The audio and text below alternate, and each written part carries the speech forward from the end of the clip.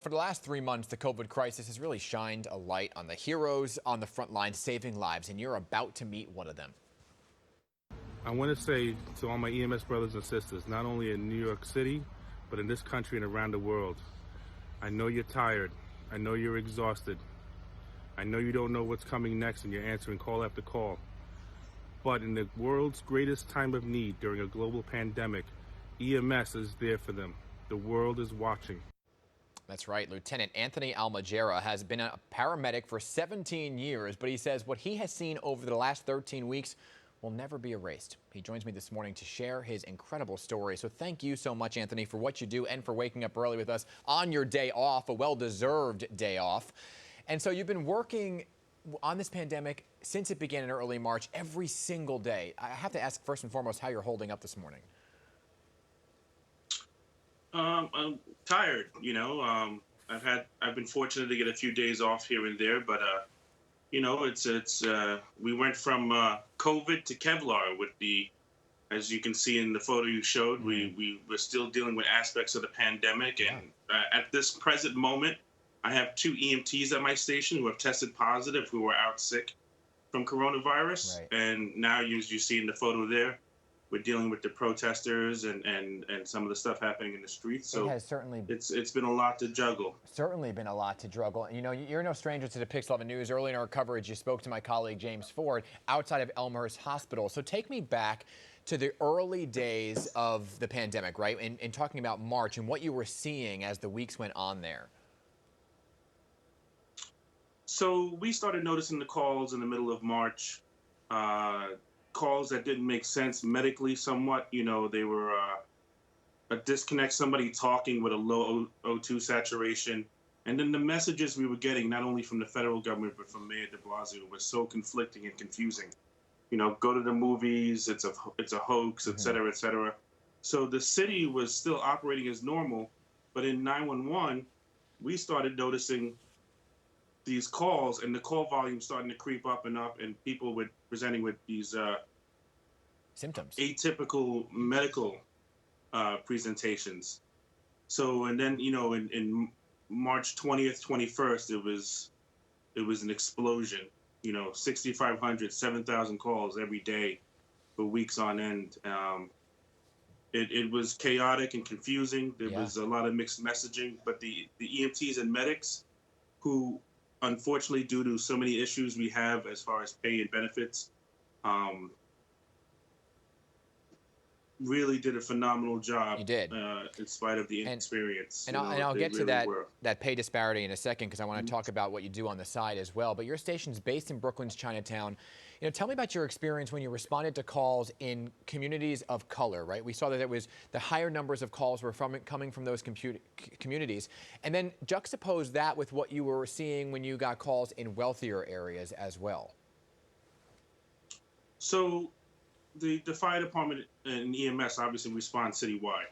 And the call volumes were spiking in the lower income immigrant communities, such as Sunset Park, parts of East Flatbush, where I work primarily in Brooklyn, East New York, Brownsville, Central and South Bronx, Northern Manhattan. What we saw was tremendous lines outside ERs waiting to be triaged. We saw people who could not get access to not only ambulances, because we're so short-staffed. They couldn't get access to adequate medical care. I had a crew come out and tell me in front of Brookdale Hospital. I went to check on to see what's going on, and they said, "Lieutenant, I'm sorry, we're here for 3 hours." And I said, "Why?" And they stated, "Well, we brought a patient in critical, and they have her on a ventilator on our stretcher still, the ambulance stretcher, because they don't have any more beds in the hospital." So that's what we were seeing.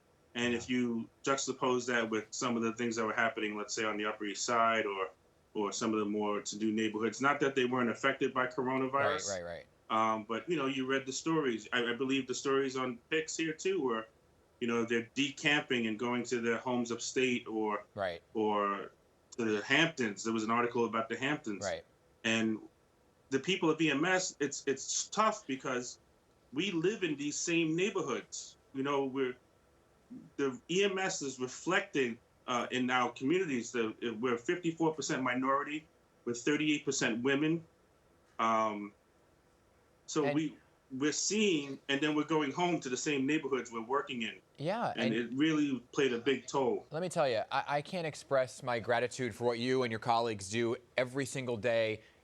I know you saw over 200 deaths from the calls you were responding to, but you also kept so many people alive, and that is important to highlight for you and your colleagues as well, putting your lives on the line. And that brings me to the next question, which is what you have to do to keep yourself and your family up and running, not just on the salary of what you make as an EMT, but you have to have a side gig as well.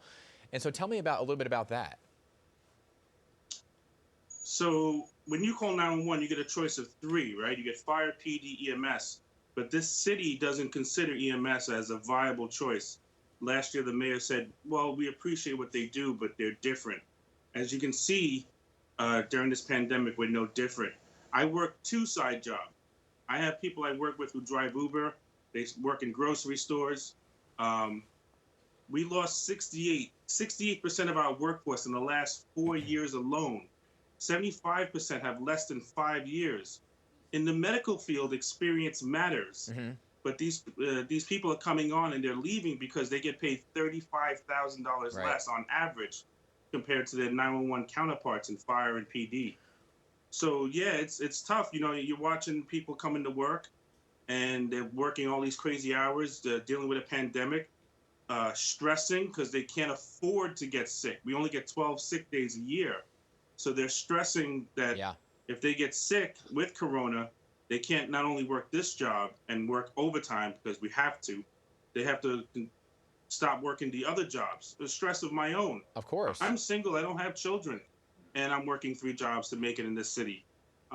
It's something that we shouldn't have to do. Well, I'm not saying we shouldn't work hard, but no, I hear what you're saying. being a paramedic should be enough. Absolutely. And we can't figure out why it's happening, why the mayor continues to treat us, except that we are a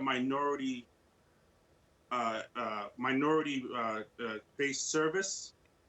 Well, I And can so tell we you. had to file a lawsuit based on that. Well, I can tell you, Anthony, that we appreciate everything that you do and that your colleagues do as well. And we truly mean that from the bottom of my heart, from our station's heart, that we really do appreciate every single thing that you and your colleagues do to keep everybody on not only your department safe, but those that you're responding to as well. We thank you for your service. We thank you for your time this morning. You are New York's very own. Go ahead. Well, I wanted to bring up one more thing. Unfortunately, during COVID, we lost 5 EMTs who have passed away while working the front streets here. We also had 2 people recently commit suicide. One this past weekend. Mental health is a big thing, and these EMTs and medics are going to struggle. And we're getting a lot of requests. We have a fund set up, the EMS FDNY Help Fund. If people want to contribute to help these families, so we can take care of them. All right. Unfortunately, the death benefit is not the same as the others. These guys who died in the line of duty, or unfortunately who have committed suicide, will only get 3 years pay, and that's it. We will share that so information. I appreciate. Thank you for having me on. And we will share that information. Thank Yeah, it's important to know people are not alone in all of this. Anthony, thank you so much. Appreciate your time this morning.